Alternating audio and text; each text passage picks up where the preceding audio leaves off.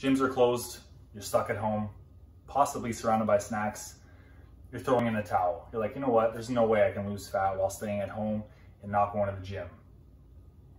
This video today, we're gonna discuss 3 ways that you can actually lose fat without hitting the gym.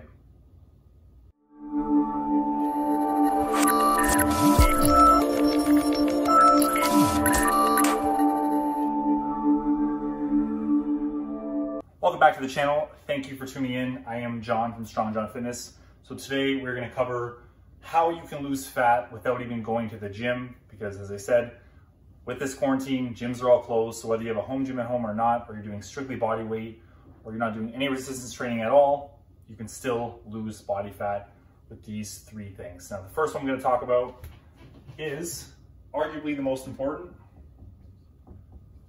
and that is your NEAT. So because you're not traveling to work, you don't have to really go anywhere. You're not going grocery shopping as frequently. You're not going to the mall. You're not going to various get-togethers. Your metabolism and your NEAT specifically have the potential to plummet, so to speak. So the best thing you can do right now is monitor how many steps a day are you actually getting.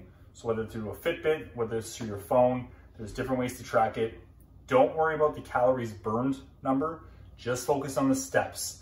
We wanna make sure that we're getting enough steps a day where your NEAT or your non-exercise activity thermogenesis is still up, which means your metabolism is still gonna be high and running at a high level instead of potentially plummeting because you're less active, so you're burning less calories at rest, which can be a recipe for disaster. So some ways to increase your NEAT, very simply, go for walks. Walking at a pretty brisk pace for about 30 minutes is 3,000 steps, give or take. That's a solid start. I would aim anywhere from 5,000 up. Depending on the individual, you might need more. Depending on what your goal is, you might not want to go past 10,000. Maybe you're super active normally, and right now you're feeling like you're having cabin fever. Aim for that 12 to 15,000. Go for walks. The other thing you can do is clean your house. All right, I've been tackling different rooms in the house. My wife and I, we've been super active without even adding on our family walks. So cleaning different parts of the house definitely increases your NEAT. It's non-exercise specific, and you're gonna burn more calories without you even knowing. The third, which technically isn't NEAT, but I'm gonna toss it in there anyways, is exercise. So on top of NEAT, you have EAT, and that's getting in daily activity every single day, whether it's a walk, yoga, stretching, mobility, or resistance training, whether it's body weight, bands, you have dumbbells at home, whatever it is. Add EAT to your NEAT and really just make sure that you are still burning the same amount of calories as you were before the gym's closed, okay?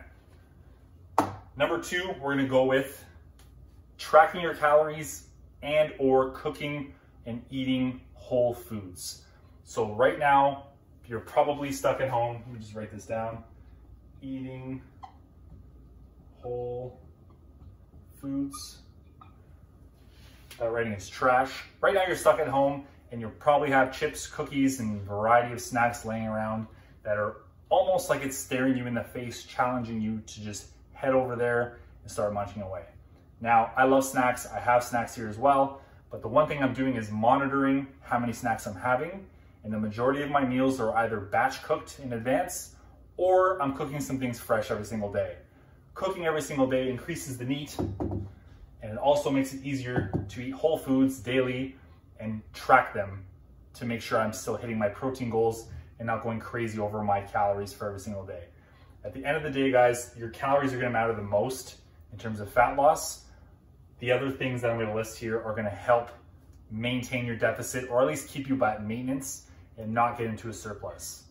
It's very easy to rely on processed foods, snack foods, and if you're still ordering in for whatever reason, those calories are gonna add up much faster than if you depleted all your cupboards, depleted your freezer and your fridge, take account of what you have and be like, look, this is what we're gonna cook Monday, Tuesday, Wednesday, etc. And you're gonna plan it ahead of time and you're gonna log it ahead of time, and everything's gonna be so much easier for you when you do that. If you do not like cooking, then I strongly suggest batch cooking. It takes 2 hours out of one of your days, maybe 2 of the days of the week, You don't have to do it every single day. And then you just grab and go in microwave and warm it up however you want to warm it up. It makes things easier, but I can't stress enough that eating whole foods is going to prevent you from over snacking, and it's going to fill you up for typically lower amounts of calories if you're monitoring your portions. If most of your meals are protein and vegetable based, you will feel full on lower calories than if you're eating pasta every single day. So let's face it, nobody's trying to diet and lose body fat eating pasta every single day. It's probably not happening, okay? The last one, a little unconventional, talked about sometimes, but needs to be stressed right now is sleep. Now, again, most people are working from home right now and will continue to for the next few weeks. Your sleep is so important right now, not only for fat loss, but for your mental health, okay? Things are very stressful right now, whether you've been laid off, whether you're on employment insurance, whether you're still going into work, whether you're working from home, whether you have video calls, phone calls, you have to work from home and you have kids. Things are different now, and they're going to be for the next few weeks, as I said. So the best thing you can do, instead of fighting what's going on, optimize what you have and what you have to do. Sleep is going to be key in that. When you sleep, you're regulating your hunger hormones, you're regulating your calories, your brain, you're not stressed as much because you're rested. It's going to make fat loss easier. It's going to make day-to-day living easier because you're not relying on caffeine to keep you awake for all the hours of the day, and you're rested. Think about the last time you got a good night's sleep and how amazing you felt the next day. Instead of binging watching Netflix and the latest series or whatever the hell's on there right now, go to bed at a normal time and wake up when you would normally wake up. Don't stay up an extra 2 hours because you don't have to travel into work the next day.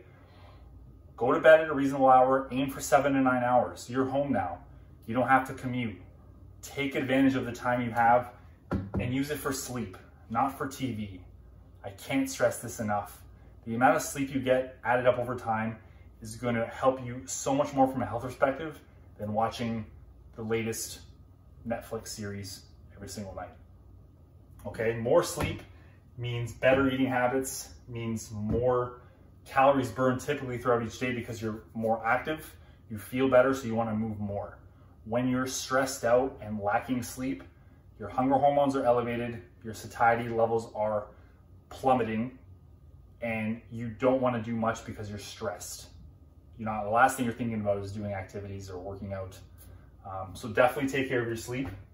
Sleep combined with eating whole foods and watching your NEAT and EAT are the 3 key things you're going to need to still lose fat without having to go to the gym. Let's face it, we are blessed with extra time right now. Use it wisely. Use it to move more, eat better, and rest more. It's going to make all the difference in the world. Thank you so much for watching. Like, comment, subscribe, share with a friend if you found this helpful. Catch you in the next one. Later.